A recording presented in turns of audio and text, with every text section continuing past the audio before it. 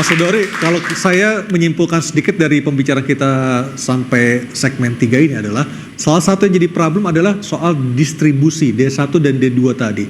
Nah, catatannya apa Mas? Apakah mungkin distribusi ini diubah orang-orang atau badannya supaya nantinya minyak kita ini tidak menimbulkan masalah baru lagi? Ya, ini salah satu yang harus diselesaikan ya. Tadi saya sebut bahwa dalam implementasi yang menurut skenario awal itu distributornya hanya sampai D2, tapi bisa sampai D3, D4 gitu. Yang itu membuat selain panjang juga harga dealer semakin mahal. Nah, pertanyaan berikutnya Mas, D1 hingga D4 tadi itu siapa Mas? Lembaga atau badan usahanya? Saya nggak tahu persis ya, nggak tahu persis. Tapi bisa jadi bahwa D1 ya yang menerima dari produsen itu afiliasi dari produsen. Bisa jadi seperti itu. Nah, jadi pemerintah satu grup gitu maksudnya? Ya, yang dikelola oleh perusahaan yang berbeda, tapi berada dalam satu grup. Secara undang-undang apakah diperbolehkan, Mas Hudori? Boleh, ya, boleh. Nah, tinggal memang KPPU harus mengawasi secara ketat itu. Apakah ada afiliasi baik integrasi horizontal maupun integrasi vertikal, ya, yang itu ketika kasus minyak goreng 2021-2022 itu meledak, KPPU juga sempat menyidangkan dugaan permainan harga ya? Iya, permainan harga yang membuat bukan hanya harganya tinggi, tapi barangnya sempat langka kan, gitu. Iya. Itu sempat disidangkan juga oleh KPPU dan sepertinya sampai sekarang masih berproses di pengadilan-pengadilan tingkat berikutnya ya. Nah, saya kira salah satu yang harus diselesaikan memang dari sistem distribusi. Baik. Saya mengusulkan supaya ini lebih sederhana, supaya ini lebih mudah diawasi, libatkanlah BUMN pangan. Ya. Bisa Bulog, bisa ID Food gitu. Nah, kalau ada apa-apa, tinggal pemerintah memanggil dirut ID Food, dirut Bulog gitu. Jadi kalau ada masalah segala macam, itu tinggal dipanggil. Baik, saya ke Mas Mujib. Mas Mujib pernah punya pengalaman untuk menginisiasi untuk bisa jadi distributor D1, benar ya? Pernah. Jadi ini APPSI ya? Iya. Oke. Ya.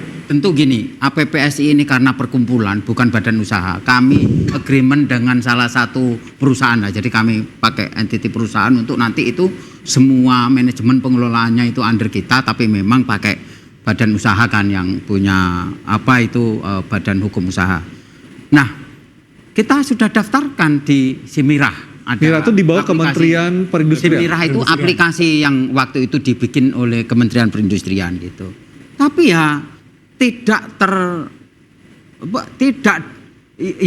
didiamkan. Jadi ditolak enggak, diiyain juga enggak. Digantung. Ya sudah ya. Ini mendaftar by system ya, melalui by system. Oke. By system. Semua persyaratan sudah kita upload. Iya. Berarti memang ada indikasi permainan atau bagaimana? Nah, yang Anda tahu. Bisnis ini apa yang tidak dimainkan gini? Kan semuanya kan pingin dominan, semuanya pingin mencari keuntungan, semua ingin menguasai pasar. Ya kan, ya akhirnya kan permainan, cuman kan permainan ini fair atau tidak kan itu aja masalahnya. Gitu loh. Nah, memang kalau kita sekarang melihat carut marut begini itu kan berarti kita duga bahwa ini ada permainan yang tidak fair. Kan itu. Termasuk untuk penunjukan distribusi D1 hingga D4 Loh, ya iya. Okay. Kalau D3, D4 itu ya saya rasa inilah atau D2, tapi D1 itu bukannya sudah dikuasai oleh mereka. Mereka itu produsen. Ya, iya. Okay. Iya, kira-kira begitu. Bukan ini pertanyaan, jadi nggak nuduh ya kan. Baik. Saya ke Pak Mufti. Kalau melihat permainannya merugikan konsumen pasti. Sangat. Jadi yang pertama bahwa D1 sampai D4 itu harus diumumkan kan gitu. Itu penting karena supaya orang ketika sejauh ini berarti nggak pernah diumumin? Belum. Kita cek hari ini masih belum keluar kan gitu. Siapa pemain-pemain itu kan gitu. Artinya apa? Bahwa kalau itu kemudian diumumkan, kami membeli minyak goreng, minyak kita misalnya, kita lihat perusahaannya apa. Dan ini saya kira tidak menarik kemasan minyak kita itu karena cuma hitam putih kan gitu. Artinya mestinya ada barcode yang bisa menghubungkan dengan siapa D1, siapa D2-nya misalnya begitu, dan harus dipublish itu sehingga konsumen atau pembeli ketika membeli bisa mengecek kan gitu, oh ini dari perusahaan A, perusahaan B, perusahaan C, itu sangat penting bagi kita kan, dan tentu konsumen akan senang ketika kemudian, dan HET-nya juga memang dicantumkan gitu, tapi banyak yang hilang kan gitu, karena itu kena gesek sedikit hilang harga itu kan gitu misalnya. Sengaja dibikin hilang atau mungkin bahannya karena di itu kayak tinta-tinta KPU itulah yang cepat hilang kan gitu. Jadi yang saya dan tentu konsumen ketika nanti menemukan jadi kecurangan-kecurangan itu segera lapor kan Tadi gitu. Pak Mujib sempat menunjukkan ada Ya. video kalau yang botol itu bahkan nggak ada mililiternya. Iya, jadi nggak ada ukuran atau takarannya. Volumenya ya. Volumenya.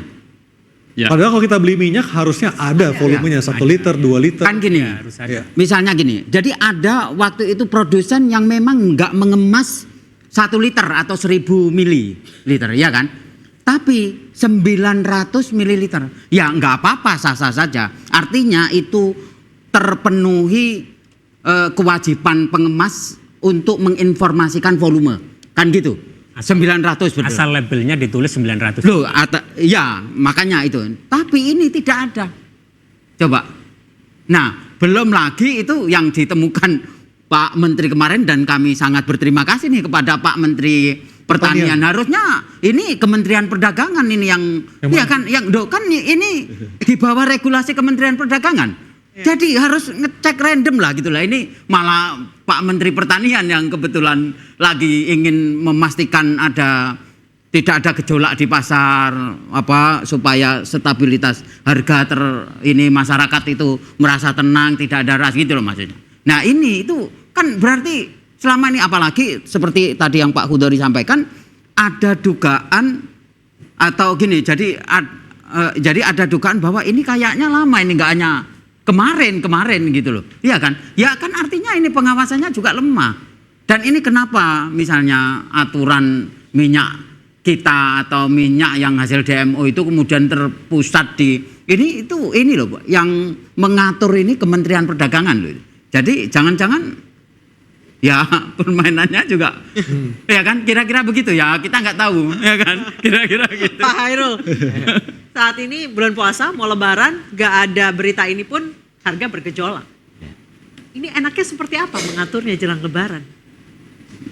Ya mengaturnya ya pertama ya memastikan tadi ya pasokan tadi kan Pak Mentan itu sidak itu kan justru dalam rangka memastikan pasokan aman, harganya terkendali, ya kan? Gejolak. Harganya terkendali, kualitasnya terjamin kan itu. Betul. Tapi ternyata kan malah menemukan itu dan segera ditindaklanjuti dengan dengan upaya penegakan hukum. Ya. Nah ini yang kita pengen lihat bahwa ini tidak berhenti di sini kan, ini tidak berhenti, kasusnya tidak berhenti di sini, tapi kemudian dipastikan sampai Lebaran nih, ya sampai Lebaran karena ini menjelang Lebaran nih. Ya tadi keluhan Pak Mujib misalnya soal langka minyak kita ini sudah langka sudah lama itu. Nah ini gimana caranya bisa didorong. Nah kalau pada waktu yang sebelumnya, kelangkaan yang sebelumnya memang ada sedikit ya katakanlah pendekatan kekerasan gitu ya dalam konteks dalam konteks memastikan distribusi